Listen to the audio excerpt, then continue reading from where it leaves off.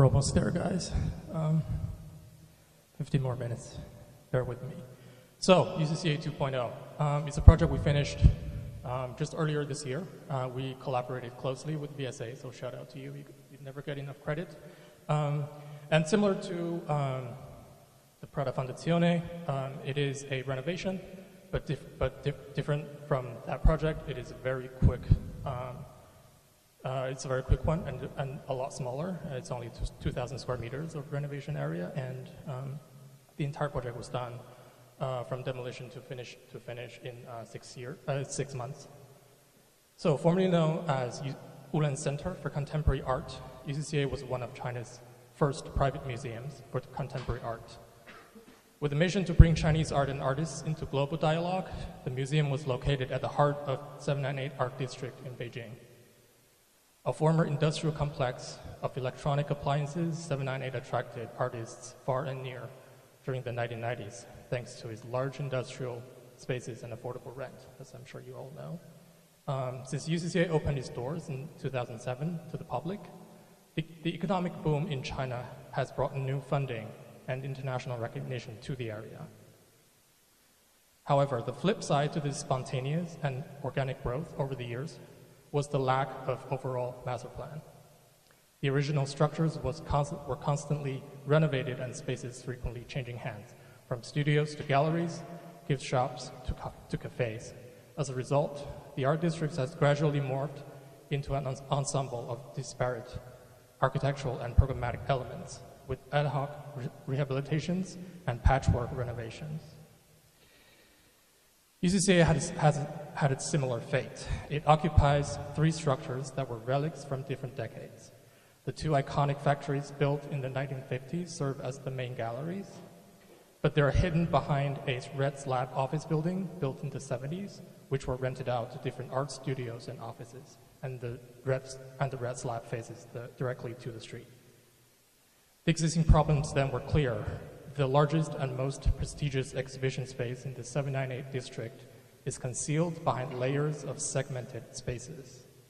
The fragmented zoning and endless partitions created an unclear, indirect entry sequence, limited visual identity along the street, a complete separation between the museum and the public.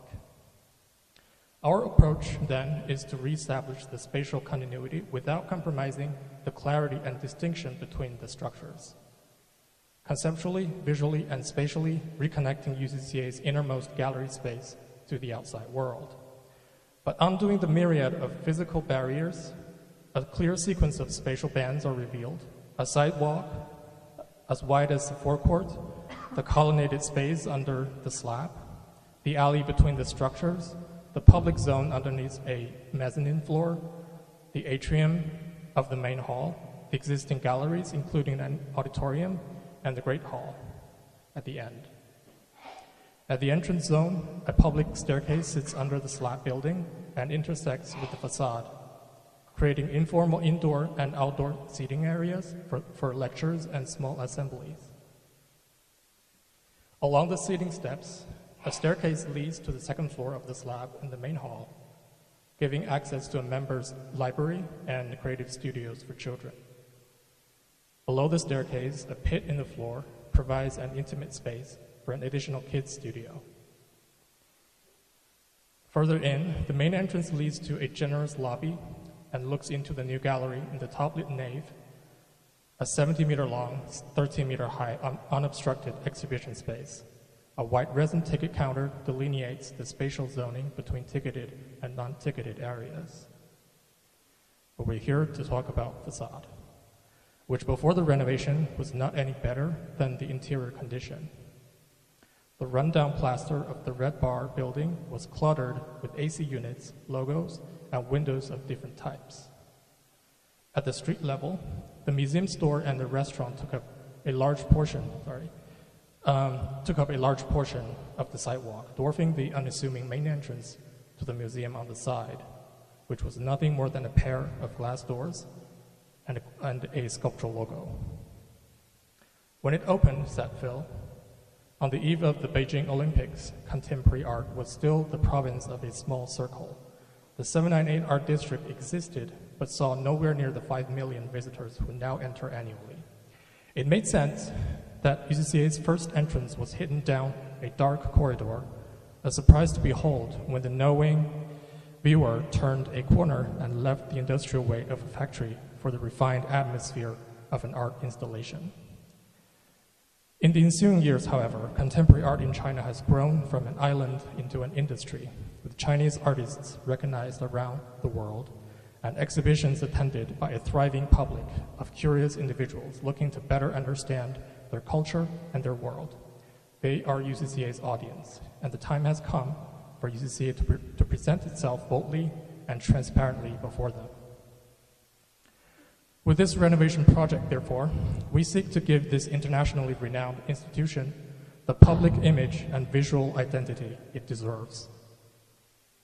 The facade consists of two parts, one that is solid, the red bar, making a resounding statement, here we are, and the other whispers, come on in and have fun, an interface between the museum and the public, transparent, inviting, and engaging.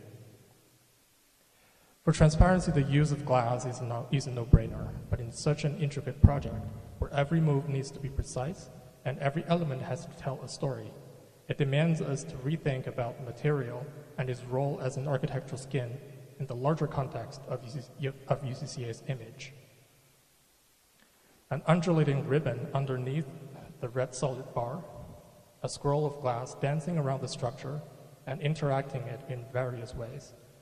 A series of folds and curves gradually increase in density from one end to the other, changing angle and radius as it ripples along.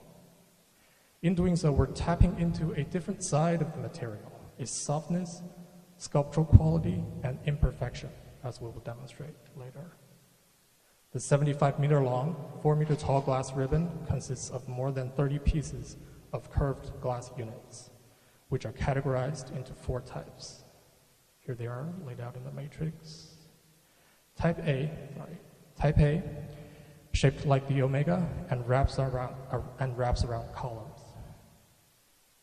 Type B, the double curved panels mediate between the public stair and the edge of the pit, in contrast with the flat pieces on top of the stair, which also connects to the main entrance door. Type C is S-curved glass composed of 2 semicircles, one large and one small. And about half of the panels are Type D, panels with full height, tightly curved ripples. These ripples vary in angle, quantity, and some also take the shape of an S, meaning they would fold in and out of the panel.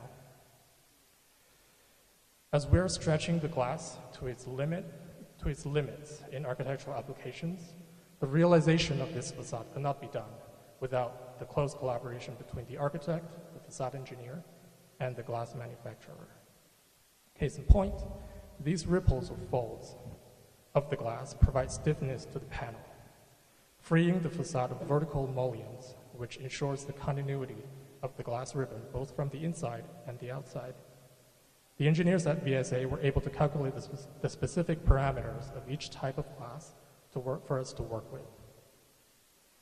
That said, the tight and varying curvatures of the glass panels present enormous challenge for the standardized, industrialized mechanical production so prevalent in modern glass technology.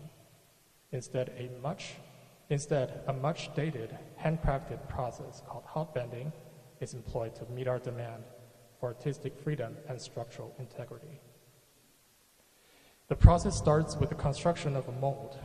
Steel tubes are mounted on the steel frame that matches the final shape of the glass. Then, a pair of flat annealed glass panels are placed on top of the mold and placed in a kiln, which is an oven. The glass is heated to about 700 to 800 degrees, where the material is softened, almost molten, to form the desired curvatures under its own weight. Due to the extremely tight curvature, some of them are 180 millimeters in radius, I believe, and its angle, for some panels, a heavy rod is needed to manually press down the glass so that it conforms to the mold. It's during this part of the process that the glass gets all its imperfection. For example, the rod was covered with heat-resistant fabric, which has a unique, uneven texture. It sometimes gets imprinted onto the semi-molten glass surface, noticeable as you get close, right here. In this area. Then, as the mold itself was made of steel tubes and not a continuous surface, the curvature of the glass, therefore, is not a smooth curve, but rather a series of straight segments, creating a prism-like effect when viewed at certain angles. Here you can see it against the interior lighting. Furthermore, as mentioned before, the glass is almost half molten under high temperature in the oven, to such an extent that the flat part becomes slightly uneven. The heating process is permanently captured on the surface, which is something we were looking for. And all those imperfections were a natural result of the unique production process, and the effect was pleasantly surprising. But at the same time, we met with some undesirable imperfections as well. The exact geometry of the final product is extremely difficult to control within our designed tolerance. As the folds were not always parallel with the edge of the glass, the resulting edges are not straight. As shown in the diagram, while the top and bottom edges would shrink in the middle, the long edges tend to bow out, which is, for us, a big problem, as you can imagine. When the two panels are put side by side, this defect will be amplified. So by adjusting the outline of the original flat piece to counter the deformation and by better controlling the bending process, this problem was minimized for most of the panels in the end. But this trial and error process is very costly. With every successful panel, there are several that failed. And for small imperfections at the joint, we were able to treat them cosmetically with silicone. However, there are moments where the deformation turned out to be too much for installation, in which case they had to be carefully sanded on site until they fit. As the two layers of glass are hot bent together, the lamination process is largely smooth, with very few instances of bubbles forming. The final products are then securely boxed and transported to the site, ready to be installed. As mentioned before, the facade is free of any vertical mullions thanks to the curvature, and the glass panels are only fixed at the top and bottom using custom-made transoms curved along with the glass, a mechanism designed by our lovely engineers at VSA. The four corners of the glass are notched, and the panels are simply slotted into the slots of the transom.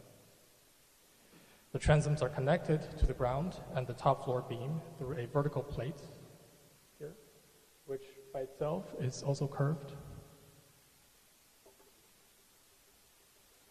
Then for each slot in the bottom transom, there are 2 or 3 supports to support the glass. And the workers will cut out these rubber squares to fine-tune the leveling of the panel once they're put in place. Unfortunately, the curved surface of the glass doesn't lend itself well to standard glass lifters. So as a result, the actual installation is extremely labor-intensive.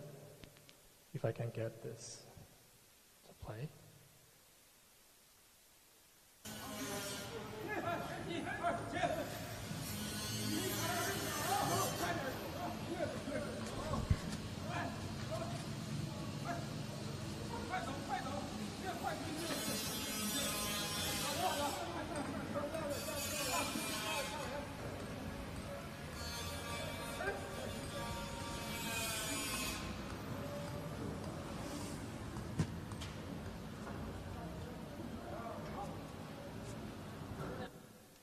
Here's one that's slightly heavier and required a little bit of technology.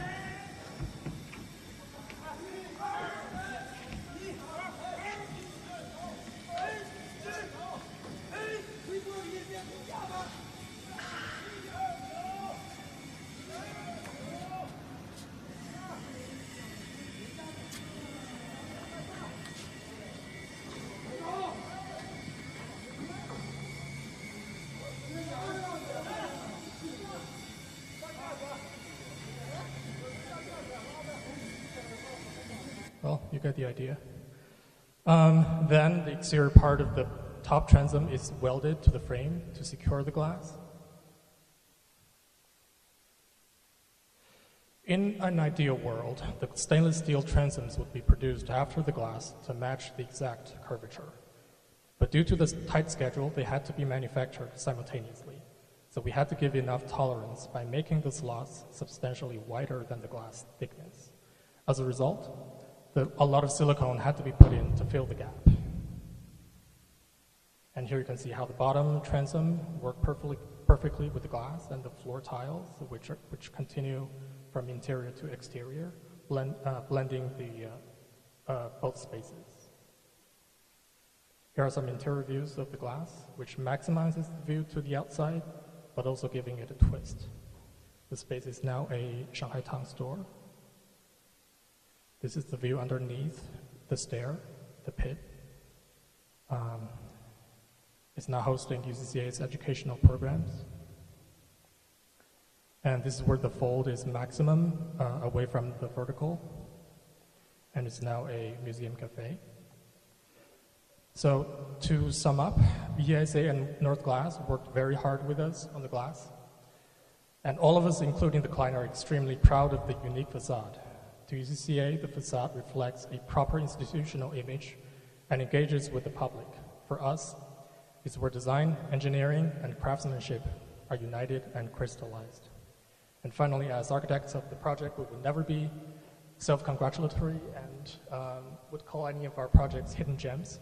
But if you ever, and none of these are very close to the center of the cities in which they occupy, but if you ever come close, well, if you ever stop by our project, we do invite you to come close to the facade, as I'm sure with all of your projects as well. They're not designed just to be photographed. They're designed to be viewed from afar, from mid-range and up close. And they're not only visual, but also tactile and sensual. So, yeah, we hope you get to visit them and see them in real life. Thank you.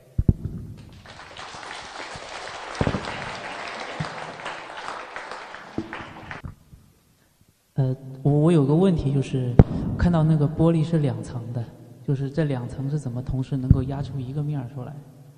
对这个比较，是2片同时压的，对吧？OK， 一次性的压。那中间它加的那个是什么？就是它是中间有没有其他的夹层，还是我就是2片？中间就是 SPG， 但是这个夹胶是这个合片是之后是热弯之后再合片。哦，怎么理解这个？你说热弯的时候，它本身中间加了什么东西是吗？对，是不是就你在热弯的时候，其实就已经是第一层玻璃跟那个夹胶再跟第2层玻璃同时？热弯的时候没有夹胶的，热弯是没有夹胶的。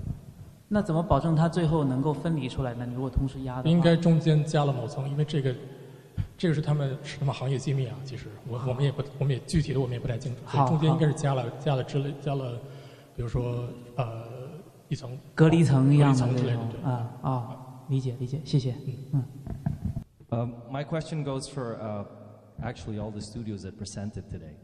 I noticed that a lot of you are studios from outside of China that have come in and started working here. My question goes to building regulations, as I'm sure a lot of you guys are making buildings that are a little outside the norm, a little outside the normal form. And my question is, how do you thread that line between just buildability, something that's feasible, versus something that maybe the code doesn't dictate if you're able to do such a glass, if you can have such clips, such safety things. How do you thread that line between challenging the code, going with those extra tests to make something buildable, versus saying, okay, the code dictates this, and we're going to do that? How do you, And to that end, we work with great partners. I think as an international office, we do projects all over the world. We don't have licenses in those places, so we always work with local architects in partnership to realize what you see here today, and also with consultants like VSA that have expertise. And so for us, it's really about kind of overseeing a process from a number of contributors, how to achieve that concept that we start with. And yeah, how to fall within the regulations and how to make a design that's responsible for all parties. Because ultimately, as you mentioned, like if it's not feasible, if it's unbuildable, the client won't go for it. So it's also a collaboration with the client in that way. But I think that's just a simple answer that goes for almost any architecture project. You know, when you don't have that expertise, you work with other people in service of the concept you came up with. I just want to add, yeah, I mean, we're all subjected to the same code, both us and the local architects. We sometimes are less informed, of course, but I think the truth is to not get lazy, basically, not get comfortable with any of the, and not use and think outside the box. I think that's our approach. Yeah, just also made me think, you know, the code is the code. You can't break it, but there's actually more leeway in there than some people would lead you to believe. And so it's not that you challenge the code. I think you challenge yourselves to find, you know, where the wiggle room is. A workaround. Yeah, workarounds, and that helps drive the innovation of the project. Yeah. Yeah, one very good example here is that this curved glass is single glass. Come on, we are in Beijing. It's cold, huh, sometimes. The code is saying you should have IGU, but the whole work has been qualified as interior work. That was accepted. So it is an interior wall that looks. That happens to have an outside. Happens to be an outside, but that is one thing. And so finally, when the client agrees with it, it's harming nobody. When we check that there is no risk of condensation, that there is no discomfort, it's a choice from the client. In fact, when you see this whole building, the glass facade is not such a big surface, so you cannot even say for energy saving, it has such a big influence on the whole project. So that's why the single glass, I think, here was a very reasonable solution. And to answer, or to give another perspective regarding the codes, there are two things to say, I think. The first thing, the code is a guideline. Normally it's a kind of minimum guideline for everybody. But when you make an exceptional project, when you have a contractor, a supplier, like North Glass, that was really a very active and excellent partner for this project. They were nearby, they were really motivated. You have a client that is accepting this challenging design. When all the circumstances are, and all the right people are there together and agree for doing something, then code or not code is not really the main problem. Of course, we care about safety, we care about feasibility, we care about everything that is reasonable to care about, but it is more pragmatic thinking than just trying to comply with the code. The thickness of the silicon joint, it is not the code, it was just necessary because of installation and things like that. And I would like to add a second thing. Codes are sometimes a problem. For example, the code is saying glass must be perfectly transparent. You cannot have bubbles, you cannot have defects. Here we don't care about it, and Chen said it quite well. On this project, the challenge is to make this curved glass. That is already a challenge. To make it like an Apple store was no way to do that. It was impossible to do it. So the approach was to be again pragmatic, and even here to say that the defects are just part of the story. It's handmade glass, so that we see some defects, it is quite normal. And I even feel that on the project that Roberto explained, also we see that nobody is really looking for making an Apple store, you know. Apple store is kind of perfect thing, it's a huge challenge, but at the end you are losing some quality. If a glass is so transparent and so perfect, is that so interesting architecturally? I'm not so sure. And I remember for this project we were saying, we are just making transparency visible. And I like that idea, that the transparency that is not visible is not saying so much. I think this glass is much more expressive. So code was not a question of code on this project. budget neither, right? Right, but the budget was completely within the expectation from the client. That is the first thing to say. The second thing, North Glass, really they did a lot of efforts because North Glass is a fantastic Chinese company to make glass, but most of their glasses go for export. They are not doing so much things in China because the Chinese market is not looking for those exceptional glasses. So suddenly they had a project here nearby their factory that is a kind of yeah, they can show what they can do. So they were really happy and willing to do this project also. So that is also helping. The budget is not only you do tender and or we do a cost estimation at the beginning and then you find a contractor that is within the budget. It is find an agreement and find people that are motivated. And what Chen said, some of the glasses, one guy of North Glass told me, he broke 11 times before one was okay. That means, of course, the production cost is higher, but they didn't charge 11 times. It was an expensive facade for Chinese standards for single glass, but it's still an extremely reasonable cost. Actually, I don't remember the number exactly, but it was really okay. We were even astonished that they could do it that way. Just because the people are motivated and you can create the circumstances that you can do it. If we didn't have a glass supplier who was also the contractor so nearby, it would have been a much bigger challenge. Maybe it would just not have been possible to do it. Okay. So budget is not an absolute value. It's just being motivated, and then everything normally goes well. Thank you. Hi. Thanks for attending, Kevin. Any question? Okay. Then let's. May I make a first? Thanks again for OMA for those explanations.